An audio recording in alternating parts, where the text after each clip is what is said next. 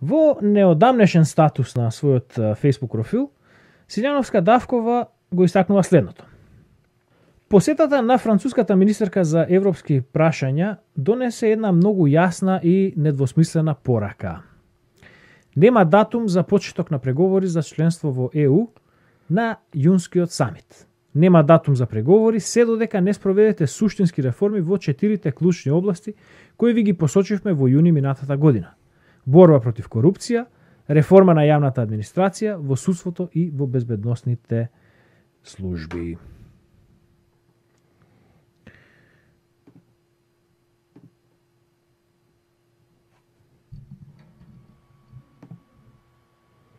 Членот 5.4, но си бележа.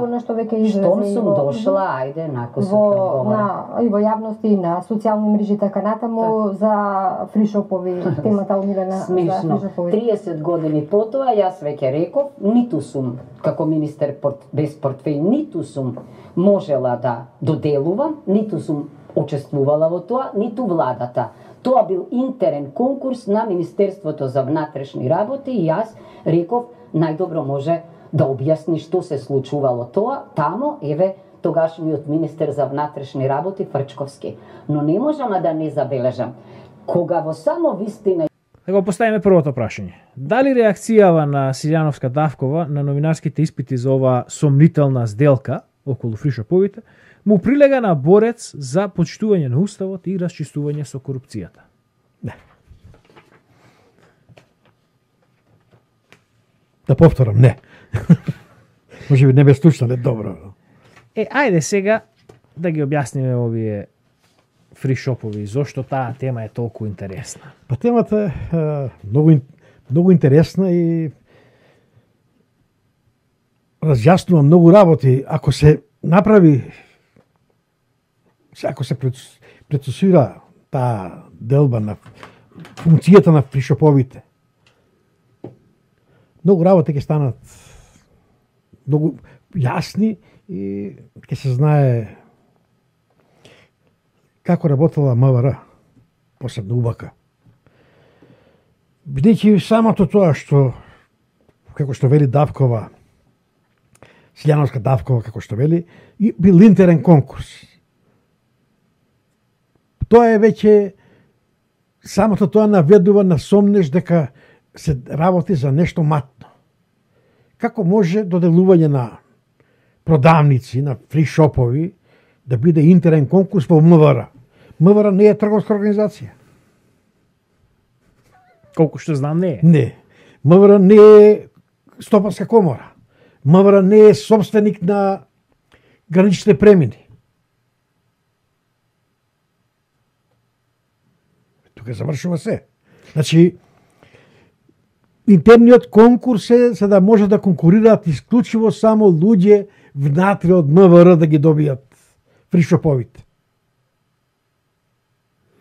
А зошто? Затоа што таму се случува криминал. Криминалот кој не е од вчера, туку е од времето на 45-46 година, кога е стварана Југославија, кога се правени црните фондови за ОЗНА и за УДБА и за КОС. Единствен начин да се дојдат до црни пари, кои никој нема да ги знае сем тесното раководство, за да може да се потплатат, да се плаќат соработници, да се покриват трошоците на одење во странство, на ликвидаторите. Сето тоа е правено тие пари. Правен е шверц, и тоа сериозен шверц кон Италија, но е правено бистра. Затоа ние за тој шверц не знаеме скоро ништо. Бидејќи Грција беше сиромашна држава, тоа не беше во ЕУ, немаше што да се прави со Грција шверц, целиот шверц беше со Италија и со Австрија. Значи тоа се оние спецкаси. Спецкаси, пари за спецкаса. Може да слушнеме што се тие. Еве да слушнат. Што оставил човекот од спецкаса кога заминал? Територија во Македонија. Меѓутоа е добро, вие ме прашате за тоа. Јас би сега малце би отворил, бидејќи ги охрабруваме нели нашите журналисти, нашите новинари да почнат повеќе да се бават со откривачко новинарство, би предложил да се истражат сите средства финансиски, девизни и денарски, кои служба за државна безбедност со кои располагаше како спецсредства. Јас кога отидов од мојот сектор како началник на факултет за безбедност, предадов 9000 наполеони во канта и 27 кила злато во шипки, да ви кажам, не се сеќам више колку се средства во девизи имам оставено во каса, кои пари после растурење на СФРЈ некаде испарија. Ние имавме пари, значи девизи имавме од норвешки и шведски крони до румунски леи и албански леки. Така да, кога испраќавме наши оперативни врски, соработници на задача во странство, не моравме да бараме пари од банки, туку можевме да ги поднесуваме и девизни средства да им ги надоместуваме. Не имавме средства во Демир Капија. 91 година, мислам, требаше да се слави 1 мај. Марика Ботева беше директор на градскиот СОК, служба за обществено книгоvodство, и бидејќи ме познаваше мене лично, ја бев советник тогаш на министерот Јордан Јалков, ми се обрати и ме молеше да обезбедиме тогаш владата одлучи да им се исплати личен доход на сите работници за 1 мај. Немаше доволно печатени, уште беа бонови, а требаше да се вклучат новите денари. И настане вакуум, нема пари. Она бараше да го замолам и да средам со министерот Јалков, Јордан, да им дадеме парите што беа во Демир Капија, во тие наши безбедносни трезори, да се земат и да се исплатат, и така ние интервениравме и можеа нашите работници да си направат еден... Да се исплати плата на сите вработени во Македонија. Не е плата на МВР, не е плата на некоја задруга која вработува 10 луѓе. Сега вие станува јасно која сума на пари е надвор од оптекот на буџетот во Македонија. Од кај норвешки круни, Од сега. романски леи, од италијански леи, од каде тоа во МВР? Ама од кај 27 кила злато. 27 кила злато. Па повеќе злато има, значи, во трезорот на службата, одошто во Форт Нокс. И уште нешто. Не е тоа тој трезор што тие пари што и златото и се само од секторот кој го водел од втората или третата управа, третата, тоа не е од целата, од УБК, од СДБ. Да. Секоја управа си има свој спецкаса. Бабановски многу убаво вели. Да, тој вели само неговата. Само неговата. Сега што ќе прави УБК, СДБ? За да ја зачува Југославија, Белград веќе влегува војна, ембарго е. Мора да направи копија на начинот како се финансирала Сојузна удба, КОС како се финансирал. Затоа ги прави фришоповите. И во нив избира најодамни луѓе на кого ќе ги даде фришоповите. Луѓе кои се лојални на системот комунистички, кои се лојални на Југославија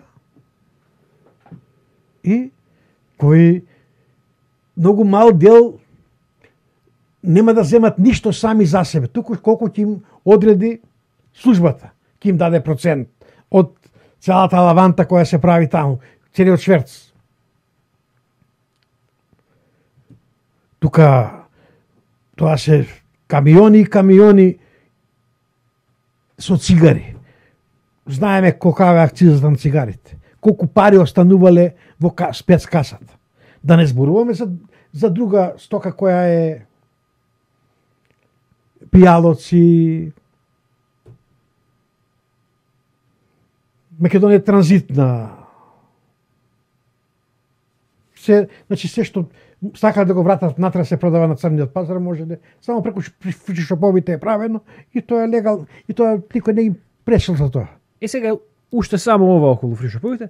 Кој е другиот концесионер? Кој е другиот кој добива? Братот на Љубомир Фрчковски. Сега јасно станува на кое ниво е сопругот на Силјановска Давкова. Тој е равен со Фрчковски.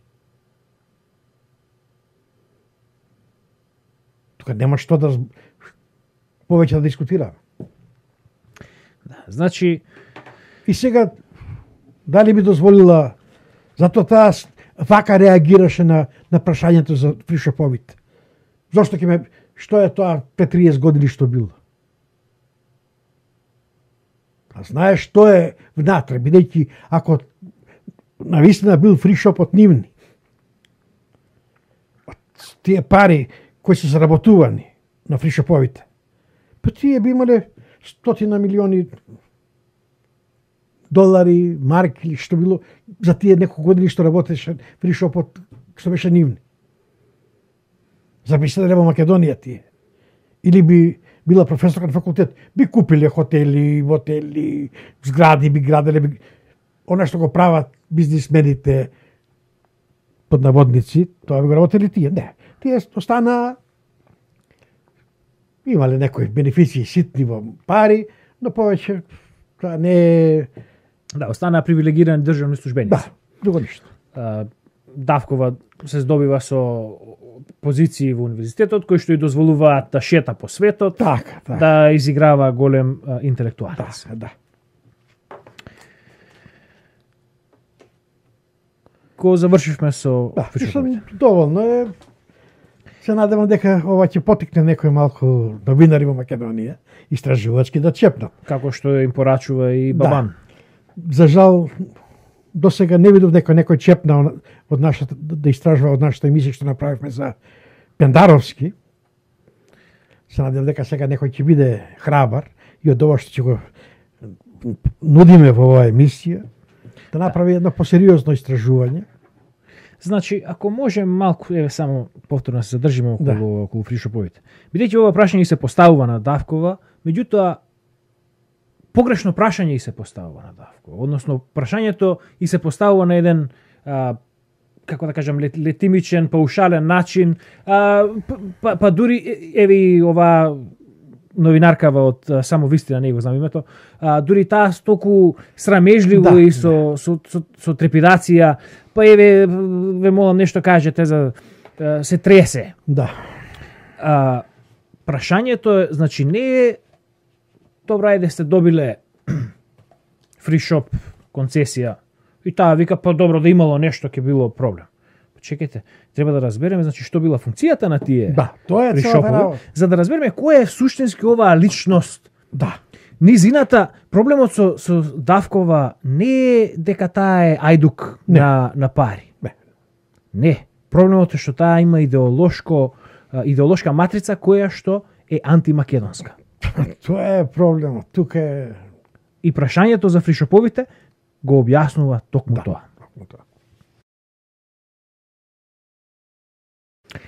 По контроверзните избори во 94 година, чиј што втор круг беше бойкотиран од ВМРО-ДПМНЕ и Демократската партија на Петар Гошев, професорката Силјановска Давкова заминува во зимски сон. на политичката сцена истапува повторно во зимото 2019 година како кандидат за председател на Републиката Северна Македонија на партијата ВМРО ДПМНЕ. Повторно ќе се вратиме на овој интервју со Дамовски. Има тука едно, сега ми дојде. Да. Таа изјавува дека 95-та поднела оставка. Да, и јас приметив тоа, меѓутоа Значи, во незиното резиме стои 94-та година, така да не ми е јасно Да, толку што. треба да го објасни тоа, значи ако е 95-та тогаш значи таа продолжила да министерува во владата на после изборите 94-та година, после бојкотот на ВМРО ДПМН и на ДП, значи уште еден голем, бидејќи Глигоров беше избран со тежок фалсификат Да. во првиот круг. Со цел да се дозаврши процесот на менување на името.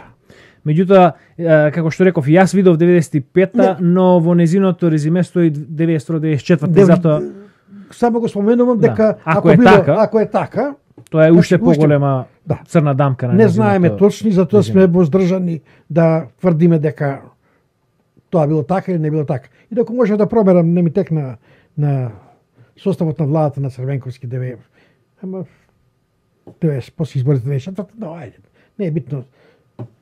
Ќе провере некој друг за нас. И сега ќе се вратиме повторно на ова интервју со Дамовски, во кој што таа го изјавува и следново. Овој состав на Уставниот суд е еден од оние што премолчија нешта. Сметам дека тие требаше да изречат привремена мерка во однос на законот за употреба на езиците, не затоа што тоа е спротивно на уживањата на правата, туку поради постапката, поради решенијата донесени надвор од Уставниот договор. На прашање на новинарот кое што гласи партијата што ве кандидира не успеа да се огради и да го осуди криминалот и корупцијата на своите предходници, ќе се обидете ли во кампањата да го анулирате тој греф? Таа одговара: Јас сум го критикувала груевизмот, сум протестирала против тој авторитарен модел на владење, но морам и ова да го кажам. Самото отворање на ВМРО ДПМН и давање можност на некој надпартиски човек да биде кандидат, зад кој тие ќе застанат, е веќе чекор напред, види богати. Демократски чекор. Факт е, значи, само било таа да ја кандидират и готово. Готово, завршено се. Факт е дека таму се одвиваат реформи. Моите предлози дека треба да има помалку министерства, дека треба да се посегне по меритократијата, дека треба целосна реформа на државната јавна администрација, департизација и деполитизација, дека треба да се стави крај на фамилиарното наследство во безбедносните служби. Јас и не бев свесна дека толку длабоки корени има во однос на комунизмот. Тоа е неверојатно нешто. Сега ми стана јасно дека УДБА се регенерирала, дека сме длабока држава. За актуелната власт мислев дека научила лекции и дека ќе се справи со тие авторитарни модели. Дека ќе стави крај на корупцијата, на криминалот, дека ќе се залага за поделба на власта. Тоа не го видов. Ние веќе немаме избор, се надевав дека се свесни.